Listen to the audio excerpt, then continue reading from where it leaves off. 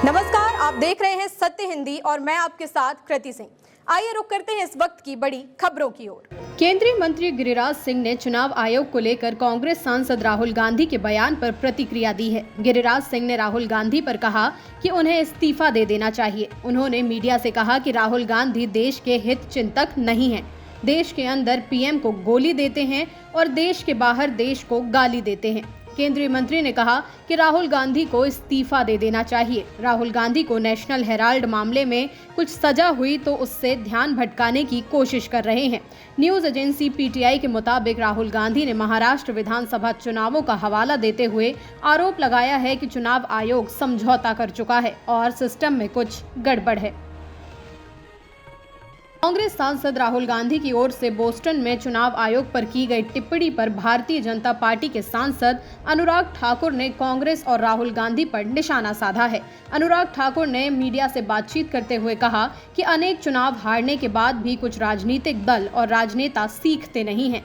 वो केवल ईवीएम, चुनाव आयोग और लोकतांत्रिक प्रणाली पर प्रश्न उठाते रहते हैं। उन्होंने कहा कि भारत को बदनाम करने का काम दुनिया भर के देशों में जाकर करते हैं, लेकिन भारतीयों के बीच में वोट नहीं पाते हैं। बीजेपी सांसद ने कहा कि उनको एक बात याद रखनी चाहिए कि वोट भारत की जनता करेगी। जो लोग विदेशों में छुट्टी मनाते हैं और विदेशों में जाकर भारत को बदनाम करते हैं, ऐसे राहुल जी और इनके साथियों से मैं कहना चाहता हूं कि भारत को जितना बदनाम करोगे, भारत की जनता उतना ही करारा जवाब देगी। भारतीय जनता पार्टी ने पश्चिम बंगाल की मुख्यमंत्री ममता बनर्जी पर उनके मुर्शिदाबाद ना जाने को लेकर निशाना साधा है। बीजेपी ने आरोप लगाया कि ममता बनर्जी हिंदुओं से नफरत करती हैं। भाजपा ने सीपीएम पर भी हमला बोला है। बीजेपी का कहना है कि सीपीएम ने मुर्शिदाबाद हिंसा में मारे गए 2 लोगों को अपना कार्यकर्ता नहीं माना। बीजेपी के अनुसार ऐसा इसलिए क्योंकि वे हिंदू थे। बीजेपी के पार्टी के मुख्यालय में हुई एक प्रेस कॉन्फ्रेंस में पार्टी सांसद और राष्ट्रीय प्रवक्ता संबित पात्रा ने ममता बनर्जी पर तल्ख टिप्पणी की। उनसे पूछा गया था कि ममता बनर्जी हिंसा प्रभावित इलाके में क्यों नहीं गईं। इसके जवाब में उन्होंने कहा कि ममता बनर्जी हिंदुओं से नफरत करती हैं।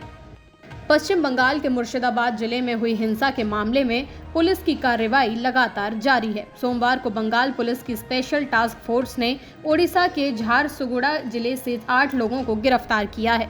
जानकारी के मुताबिक पकड़े गए लोग मुर्शिदाबाद में हुई हिंसा में शामिल थे। आपको बता दें कि इस हिंसा का संबंध वक्फ संशोधन अधिनियम को लेकर हुए बवाल से है। गिरफ्तार लोगों में जिया उल हक के 2 बेटे भी शामिल हैं। जिया उल हक मुर्शिदाबाद के जफराबाद में एक व्यक्ति और उसके बेटे की हत्या के मामले में मुख्य आरोपी हैं। जानकारी के मुताबिक पकड़े गए ये सभी 8 आरोपी उड़ीसा के बनहरपाली थाना क्षेत्र में मजदूरी का काम कर रहे थे। ईद के बाद वे मुर्शिदाबाद गए थे, जहां उन्होंने वक्फ अधिनियम को लेकर हुए प्रदर्शन में भाग लिया। इसके बाद वे वापस झारसुगुड़ा लौट आए और मजदूर बनकर काम करने लगे। उत्तर प्रदेश में आगामी विधानसभा चुनाव को लेकर राजनीतिक तैयारियां तेज होने लगी हैं। भाजपा, सपा, बसपा और कांग्रेस समेत तमाम दल अपनी अपनी तैयारियों में लग चुके हैं। आपको बता दें कि यूपी में आगामी विधानसभा चुनाव साल 2027 के शुरुआती महीनों में आयोजित होगा।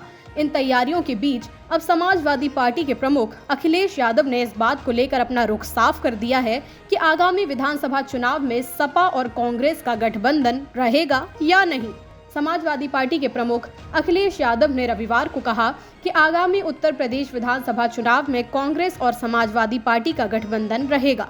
अखिलेश यादव ने कहा कि 2027 के विधानसभा चुनाव में पीडीए यानी कि पिछड़ा, दलित और अल्पसंख्यक राज्य से भाजपा को उखाड़ फेंकेगा। इंडिया गठबंधन है और रहेगा। इंडिया गॉट लेटेंट मामले में समय रैना की मुश्किलें बढ़ गई हैं। दिव्यांग लोगों के संबंध में समय रैना की टिप्पणी पर सुप्रीम कोर्ट ने सख्त रुख अपनाया है। सुप्रीम कोर्ट ने दिव्यांगता और बीमारी पर चुटकुले बनाने को लेकर समय रैना को पक्षकार बनाने को कहा है। सुप्रीम कोर्ट ने समय रैना को रणवीर इलाहाबादिया मामले में पक्षकार बनाने का आदेश दिया है।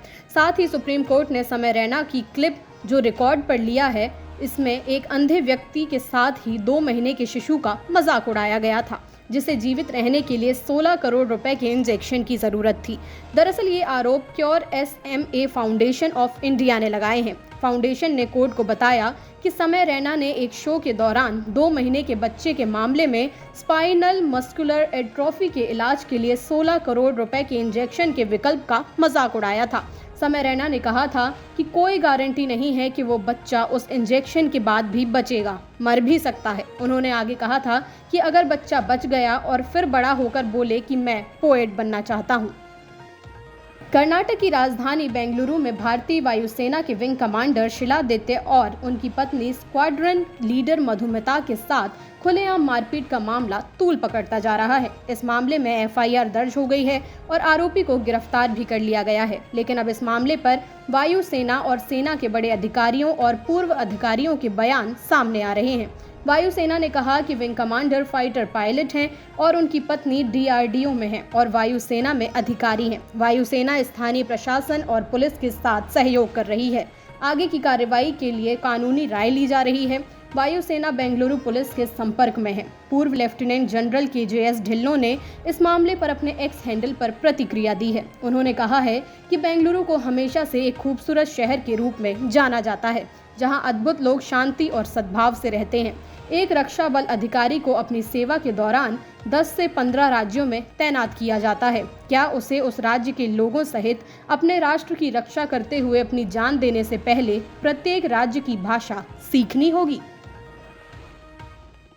अमेरिका के उपराष्ट्रपति जेडी वेंस आज सोमवार को अपने परिवार के साथ भारत दौरे पर दिल्ली पहुंचे। यात्रा के पहले दिन उन्होंने नई दिल्ली स्थित अक्षरधाम मंदिर के दर्शन किए। उनके साथ उनकी पत्नी और 3 बच्चे इवान, विवेक और मीराबेल भी थे। वेंस परिवार ने मंदिर की भव्यता, कला और सुंदर वास्तुकला की जमकर तारीफ की। उन्होंने कहा कि मंदिर में उन्हें भारत की गहरी संस्कृति और पारिवारिक मूल्यों की झलक देखने को मिली। उन्होंने मंदिर की अतिथि पुस्तिका में लिखा कि इस खूबसूरत स्थान पर स्वागत के लिए धन्यवाद। ये भारत के लिए गर्व की बात है। आपने इतनी सुंदरता और ध्यान से ये मंदिर बनाया है। हमारे बच्चों को ये जगह बहुत पसंद आई। अगले कुछ दिनों में उपराष्ट्रपति वेंस जयपुर और आगरा भी जाएंगे। उनके साथ अमेरिका के रक्षा मंत्रालय, पेंटागन और विदेश विभाग के कई वरिष्ठ अधिकारी भी आए हैं। इस यात्रा के दौरान भारत और अमेरिका के बीच व्यापार और रणनीतिक साझेदारी को लेकर अहम बातचीत हो सकती है।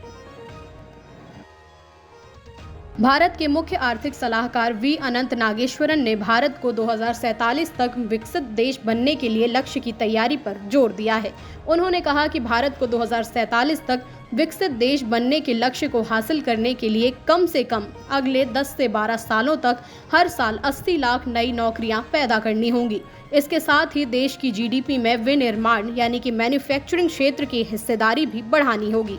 आपको बता दें कि नागेश्वरन कोलंबिया विश्वविद्यालय में आयोजित कोलंबिया इंडिया समिट 2025 में बोल रहे थे। ये कार्यक्रम भारत की आर्थिक नीतियों और भविष्य को लेकर आयोजित किया गया था। नागेश्वरन ने समिट में कहा कि आने वाले 10 से 20 साल के भारत के लिए आसान नहीं होंगे। जैसा अनुकूल माहौल भारत को 1990 के बाद मिला था, वैसा अब नहीं मिल पाएगा। दुनिया की बदलती परिस्थितियां, तकनीकी बदलाव और वैश्विक संघर्ष आर्थिक विकास में बाधा बन सकते हैं। चीन और अमेरिका के बीच संबंधों में तल्खियां बढ़ती जा रही हैं। चीन की तरफ से सोमवार को ऐलान किया गया कि वो उन अमेरिकी सांसदों, अधिकारियों और गैर सरकारी संस्थाओं के प्रमुखों पर प्रतिबंध लगाएगा जिन्होंने हांगकांग से जुड़े मामलों में भूमिका ठीक से नहीं निभाई है। ये फैसला अमेरिका की ओर से मार्च में 6 चीनी और हांगकांग अधिकारियों पर प्रतिबंध लगाने के जवाब में लिया गया है। अमेरिका ने इन अधिकारियों पर अंतर्राष्ट्रीय स्तर पर दमन और हांगकांग की स्वायत्तता को कमजोर करने के आरोप लगाए गए थे। इनमें न्याय मंत्री पॉल लैम, सुरक्षा निदेशक डोंग जिंगवेई और पूर्व पुलिस आयुक्त रेमंड स्यू शामिल हैं। बीजिंग में चीनी विदेश मंत्रालय के प्रवक्ता गुओ जियाकुन ने अमेरिका की जमकर आलोचना की है। जियाकुन ने तल्ख टिप्पणी करते हुए अमेरिका के कदम को घृणित तक बताया। फिलहाल के लिए इतना ही। देश दुनिया की बड़ी खबरों के लिए आप देखते रहिए सत्य हिंदी।